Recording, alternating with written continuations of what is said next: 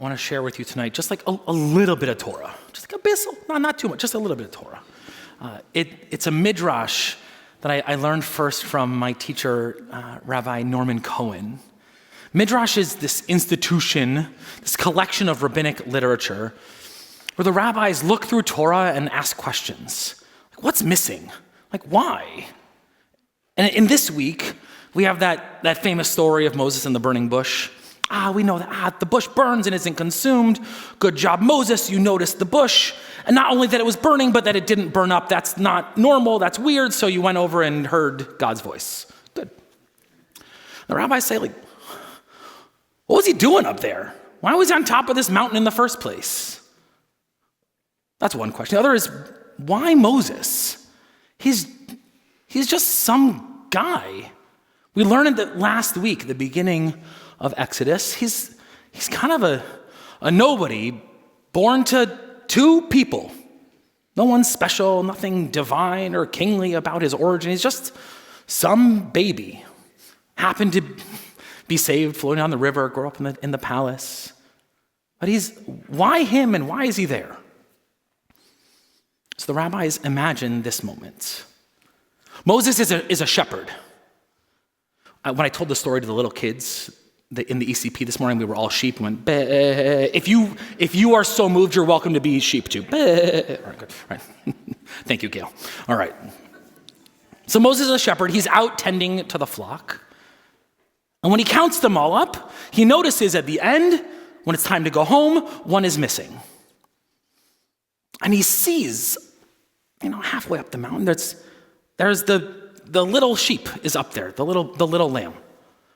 So Moses goes up to collect that lamb. And Moses doesn't scream at the lamb, "You stupid lamb, what are you doing up here? Don't you know it's time to go? What a moron, why are you up here all by yourself?" Moses goes to the lamb, picks it up, and says, "Don't worry, you're safe. I got you. I'll bring you back to the flock." And while he's carrying that sheep on his way back, that's when he notices the bush. That's when the voice calls out. In our house, when we tell this story, I don't think you think God's voice. We hear Charlton Heston. We imagine that moment, Moses. We get that God's got to have that big booming voice. I'm married to an early childhood educator, so we think about the voices a lot in the stories. In our house, when God calls out, it sounds a little more like, "Moses, Moses." It's soft. It's gentle. It's a whisper that you have to really listen to hear. Elijah hears it later in our text. The Kol Ami, the soft, whispered voice. That's how God speaks to the prophets. So why does Moses get the whisper? Because Moses is the one who looks out for the least and the weakest in the flock.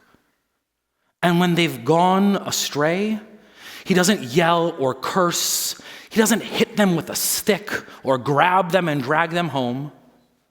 He says, "You must be scared." He picks them up gently and lovingly brings them back. And it's he who hears that whisper. You have to listen hard to hear that whisper. There is so much noise.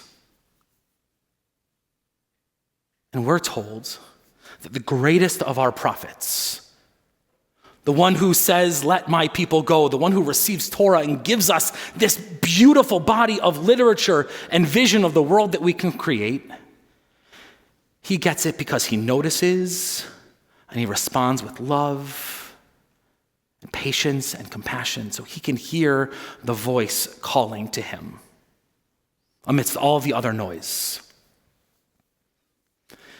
Maybe this week or this month or this year or this decade or this century, you've heard a lot of noise. It's really hard to take the deep breath, to offer the little extra measure of compassion, and to listen carefully for the whisper. I think that when we listen carefully for the whispered voice, we'll hear a call too. It's a call that reminds us that the ground we stand on is holy. That people who suffer should be freed. That people who face oppression and cruelty and violence ought to live in peace and safety and compassion and love. And that when it's time for us to go to the promised land together, it's not just us, it's the Erev Rav. All of us go together. The mixed up multitudes who look different and pray different and eat different and come from different places, all of us go together to leave the place that is a constriction, that is cruel, that is violent, that is oppressive, to make our way to sacred expanse of kindness, of peace, of compassion. This week, this month, this year, this decade, this millennium, you'll hear a lot of loud noise. Let's make sure we're also patient, that we hear the whisper, that we look out for those who are lost or afraid or unsure or unsafe. Let's take care of one another so we can walk together towards a world full of the promise. Kain Yehi Ratzon, may these words be worthy of coming true. Shabbat Shalom.